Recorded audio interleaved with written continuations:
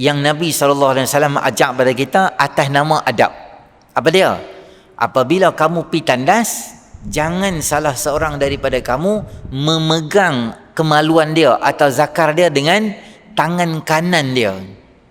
Yang kedua, jangan beristinja dengan tangan kanan. Dan yang ketiga, jangan bernafas di dalam air.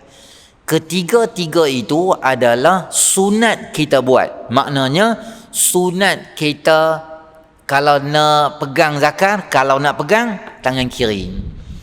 Kalau kita nak istinja, sunat guna tangan kiri. Sunat juga tidak bernafas di dalam tu. Dan perbuatan tu kalau kita buat, hukum la di situ tu la yang haram ke makruh ke? Kata ulama, Nabi halang tu merujuk kepada perbuatan tu, nama dia adalah makruh. Perbuatan tu makruh. Maknanya kalau kita pergi tanda, kalau kita kencing, maka pegang zakar atau kemaluan dengan tangan kiri. Sebab kebiasaannya tangan kanan ni kita guna untuk buat benda yang baik-baik. Imam Nawawi dalam Al-Azkar, tuan-tuan kena tengok bab berkaitan dengan Sayyidatina Aisyah, sebut kata Nabi suka yuhibbut tayammuna fi kulli syai'. Nabi suka menganankan semua benda. Dalam tu Imam Nawawi senarai lebih kurang ada 15 benda yang kita kena buat kena buat kanan. Antaranya pakai kasut kanan. Antaranya dia letak dalam tu sikat rambut. Antaranya pakai baju mula dengan tangan kanan. Antaranya pakai seluar. Antaranya nak cukup misai ke, nak cukup apa-apa ke kat badan kita tu, utamakan belah kanan dulu. Nak pergi kedai gunting rambut, contohnya kita ada kedai gunting rambut, kita nak gunting rambut orang, mulakan belah kanan dulu. Apa-apa benda yang baik kita mula belah kanan. Adapun benda-benda yang tak baik, contohnya istinja, contohnya masa kita habaq ni, pegang kemaluan kita masa kita pergi tandas zakar, pegang di tangan kiri, semua tak elok tu buat tangan kiri. Kalau benda elok, kita buat belah kanan. Termasuk dengan kaki lah, nak masuk tempat mana-mana pun kita guna belah kanan. Contohnya masuk masjid, masuk rumah kita.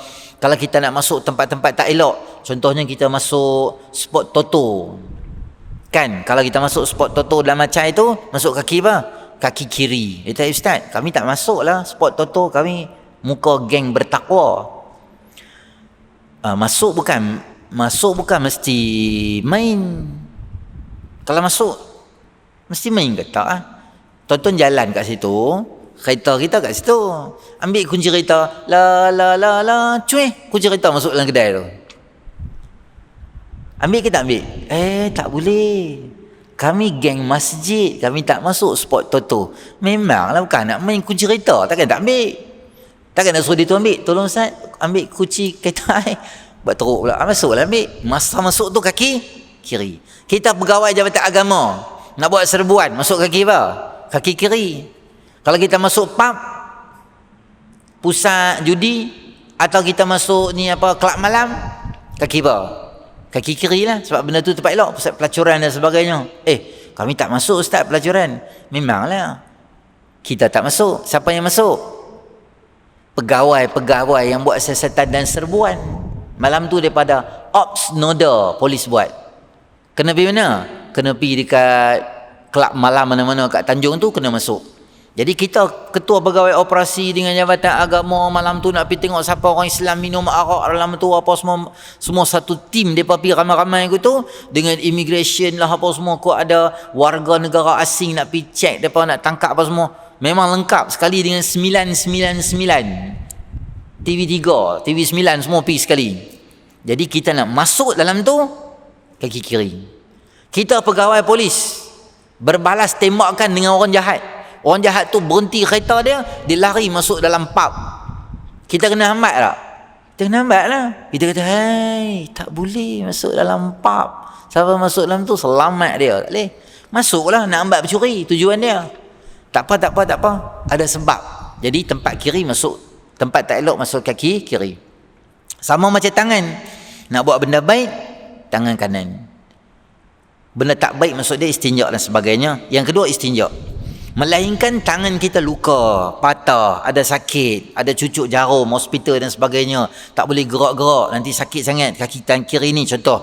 Okey, kita buat tangan kanan dan sebagainya. Ketika sakit dia itu dimaafkanlah. Tapi bila kita dah sembuh semua, kita guna ni. Dan yang ketiga, Nabi SAW ajak kita jangan bernafas di dalam air.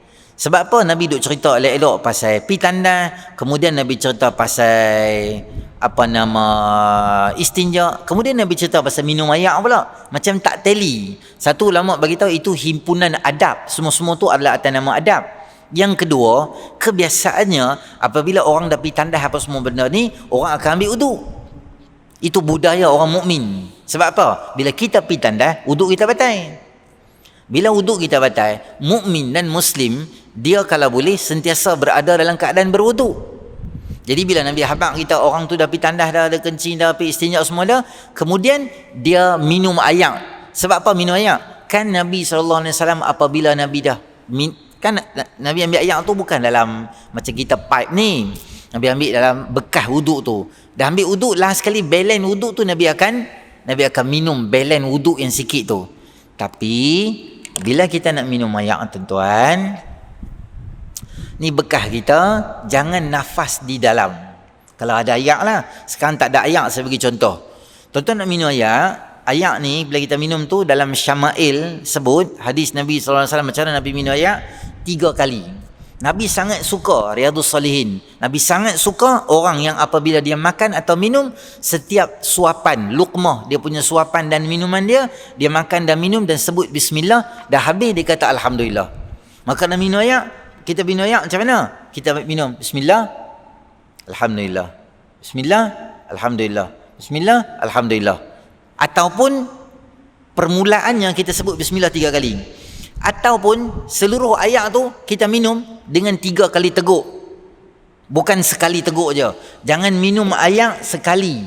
Contohnya, saya tutup dulu air ni keras sikit. Kita minum air, dahaga sangat, kita minum. Buak minum. Sampai habis air ni. Makruh minum air ke tu. Nabi tak suka. Jangan minum air kasyurbil ba'ir. Jangan minum air macam unta minum air. Tuan-tuan tahu unta minum air. Unta dia ada dia punya storage belakang dia tu kan. Cloud storage belakang dia tu. Ada 2 cloud tu kan. Ikutlah ada setengah unta satu, bonggol dia ada setengah 2. Jadi store belakang dia tu, dia akan spare air banyak. Seminggu, 2 minggu, kadang 3 minggu duduk di padang pasir tu, dia tak payah cari air. Sebab dia punya storage dia siap dah dalam tu. Bila unta ni sampai ke destinasi, kebiasaannya orang yang jaga unta tu, mereka akan bawa mai baldi kat dia, letak, dia akan minum air untuk ganti balik air yang hilang daripada dia punya store dia kat belakang tu lah. Unta ni tuan-tuan, kalau tuan-tuan pernah tengok dia minum air, kita letak baldi dekat dia, unta besar, lidah dia besar lah, lebar ni, mungkin panjang ni lah kot. Dia keluar daripada air tu, kata ni baldi, ni lidah dia, kata 2 ni lidah dia kan. Dia akan minum air tu, tuan-tuan tahu, baldi tu bergerak. Kebrak, dia minum. Pocik-pocik gitu. Sebab dia terlalu dahaga. Sebab lama sangat tak jumpa air. Baldi tu jadi gitu. Kemungkinan air yang kita bagi 1/3 tu jatuh di bawah. Nabi SAW sebut pada kita, atas nama adabnya, jangan minum macam unta. Kerana dia minum tu terlalu dahaga sangat. Kalau kita nak tips hilang dahaga yang sangat elok dan betul, fa innahu arwa, kata Nabi SAW, dia lebih hilangkan dahaga. Terlalu dahaga sangat, tak kira lah beli air terbuka air apakah, jangan minum semua air tu sekali teguk. Biar kalau boleh ada step dia, paling kurang 3 teguk. Bismillah, alhamdulillah, bismillah, alhamdulillah. Yang ketiga, jangan bernafas. Saya tengok ulama minum kadang-kadang, dia minum macam mana tahu? Minum lagi. Nafas kat luar. Jangan nafas di dalam. Sambil minum air, sambil minum air, sambil nafas.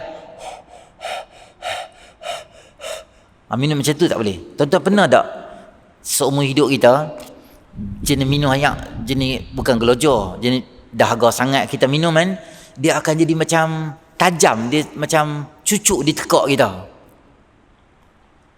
Dia tak hilangkan dahaga, dia jadi dahaga lagi. Nabi ajak kita, kalau hampa nak minum air dengan tenang, minum air pelan-pelan, sikit-sikit berhenti, alhamdulillah. Minum sikit, berhenti, alhamdulillah. Dan dari segi saintifik pun, kalau tuan-tuan tengok, saya tengok ada artikel tu, artikel orang putih, saya pun faham tak faham macam tu lah. Dia kata karbon dioksida masuk dalam oksigen apakah, adalah dia punya kiraan sains dia tu. Hak ni Nabi habaq lama dah. Jadi bila saintis kaji, betul udara yang masuk dengan campur dengan air tu, dia adalah agak tidak baik untuk kesihatan. Maka orang yang ikut sunnah ni tuan-tuan, orang yang ikut sunnah ni, orang tu dia jadi hebat. Sebab apa? Sebab dia amalkan apa yang Nabi SAW ajak. Nabi ni, saya habaq, nama dia officially tak pergi sekolah. Inna nahnu ummatan ummiyah la naktubu wa la naqra. Kami umat yang ummi, kami tak tahu membaca dan menulis. Itu statement luaran. Tetapi setiap kata-kata Nabi SAW diajar oleh Allah Ta'ala direct terus. Sampai hari ni orang buat kajian tentang saintifik dalam Quran tu sangat luar biasa.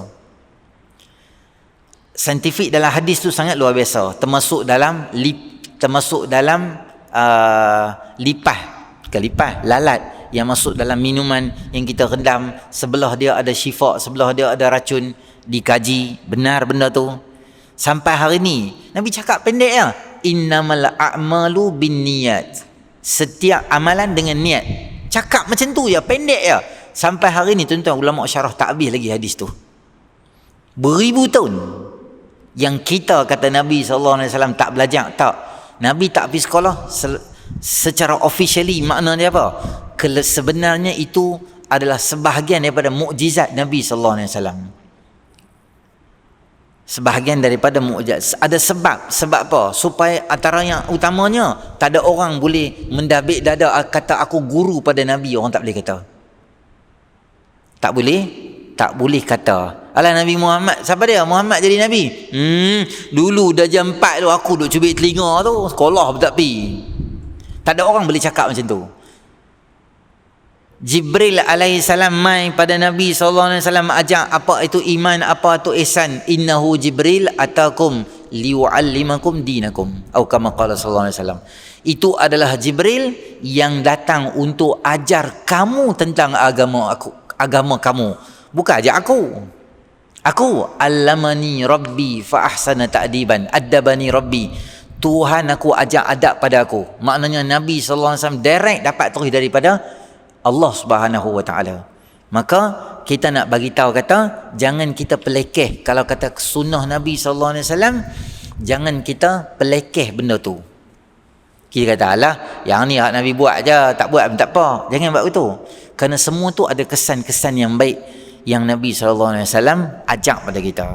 Semua tu sebagai panduan. Sampai akhir zaman, kita boleh ikut apa yang Nabi SAW ajak pada kita.